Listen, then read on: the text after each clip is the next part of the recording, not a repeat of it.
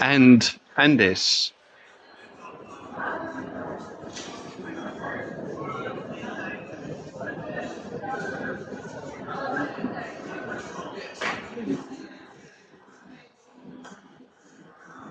And I could, in Southend, in the shop, I can show you several of these taxpayer-funded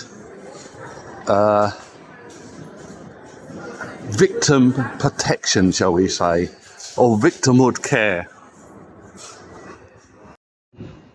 So let's have a quick look at Karl Marx.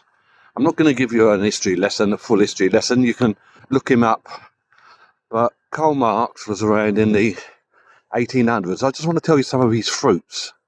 Yeah, this man who knew so much about the working class.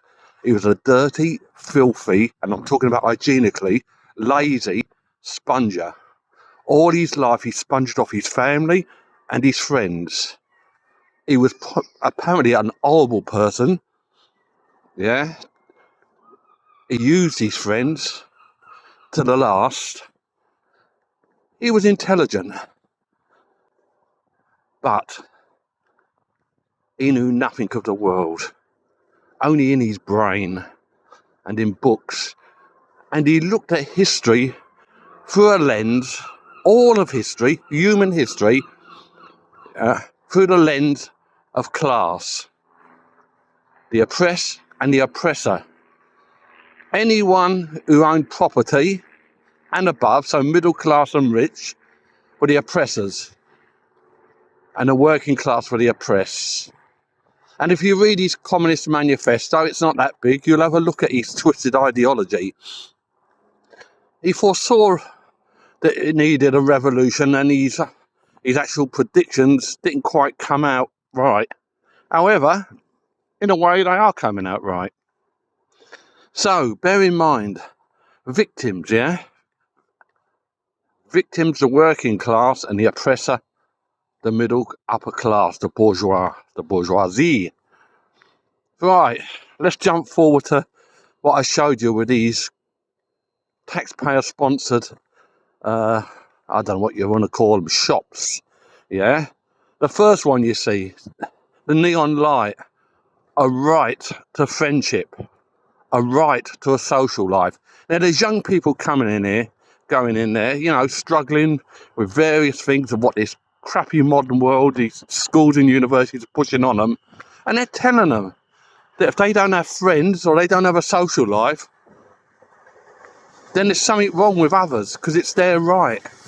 You don't have to work at it, you know, you don't have to work hard and seek friends and put yourself out. No, it should come to you because it's a right. That's what it is, isn't it? A right is something that you don't have to earn. And then that other one I showed you, I could have shown you a few more in Southend. That's, again, welcome, UK so-called refugees and immigrants. You poor victims. We'll train you and we'll teach you how to get the best out of the welfare system. How to get housing on the housing ladder. How to get money. Again, sponsored by government taxpayers. I can name you 4 shops in Southend on the top layer, which are sponsored by the taxpayer. Anyway, I'm going on a rant here. Let's get back. So anyway, Karl Marx had this ideology of history of humankind, of a class war. Now, I'm not going to go in the ins and outs of it because we haven't got time. You're going to have to do a bit of work and look him up if you're interested. But I'll give you a little glimmer. So what happened, his ideology worked for a while. But as the, shall we say, communism collapsed in on itself in Russia and in some other countries, people were becoming more affluent. I don't mean rich, but they were materially better off, you know. They had cars and phones and televisions. So this sort of ideology of Karl Marx, it didn't the working class were happy with their materialism, so it wasn't quite working. So the intelligent, shall we call them, academics, who were not very intelligent actually, had to do something. So what they done? They infiltrated our universities, our top organisations, our top global organisations, with this adapted Marxism. So no longer was it the rich or the poor, but they had to find other victims. So they used race, black and white.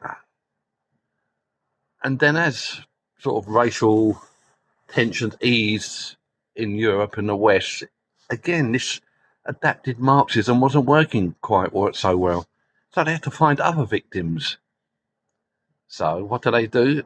They looked at the sexual side of it. And again, right from the top, don't forget, this has been, 30, 40, 50 years, 60 years in the making. This has come from top down, from the universities, through global organisations, bear that in mind, where young people, gradually, this has taken 2 or 3 generations to develop, would come out of these institutions totally brainwashed, thinking if they weren't the victim, that they had to stand up and project, because they felt guilty, project victimhood onto other people. That's what you're seeing in the streets of England now. That's what you're seeing with the Iran war, or not so much Iran, but the Israeli war, and other things.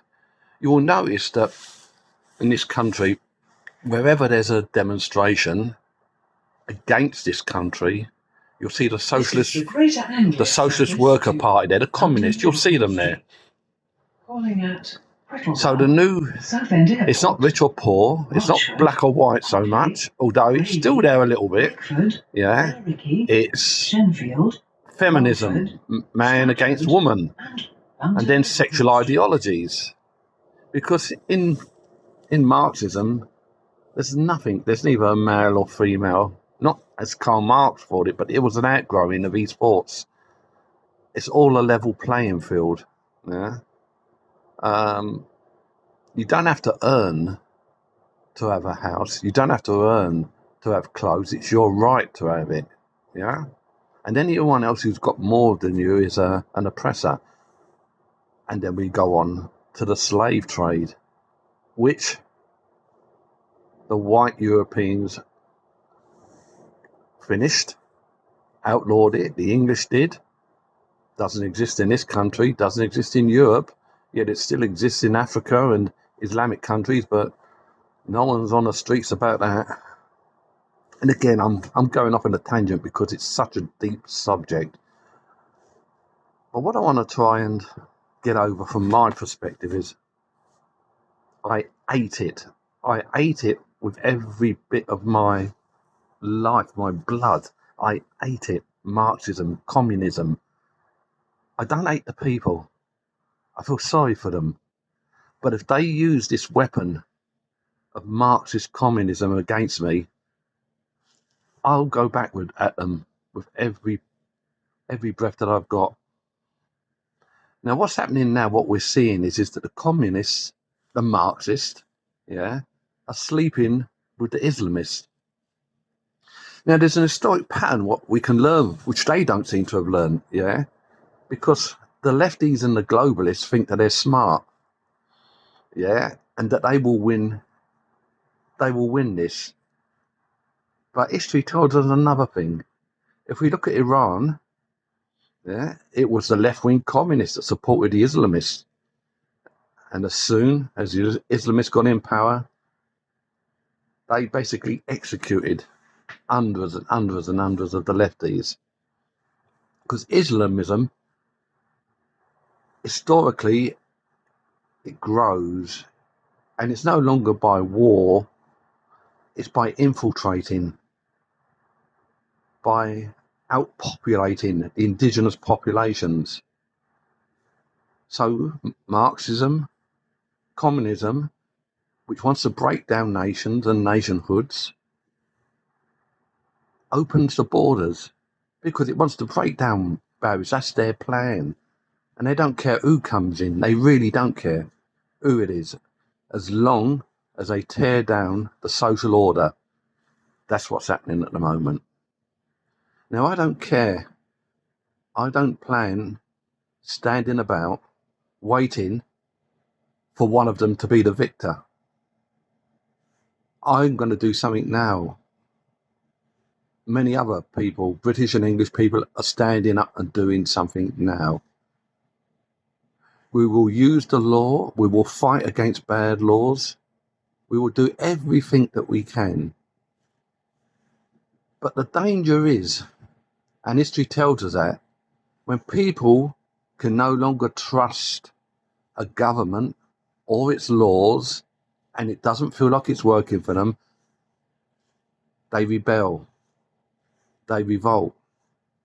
I feel that we are on, and it's not an unpopular thought, that we are on the verge, in England, in the United Kingdom, of revolution, where the indigenous population will rise up. It's the last thing that I want to see. It really is. But I think it's the only way that we're going to save our way of life. Not for us, not for me so much. I haven't got so many years left, but my children and grandchildren. So in conclusion, my thoughts, I ate Karl Marx, the fruits of him. God can judge his eternal soul. I'm just judging his fruits. I ate communism, I ate Marxism, and I ate Islamism. And I stand on that, and I fall on that, and I will go to prison for it. So anyway, that's it. That's my brief thoughts on the state of our country and the reasons we've got in this state. What do you think? Do you agree or disagree? Have you got your own thoughts? Drop a comment if you want.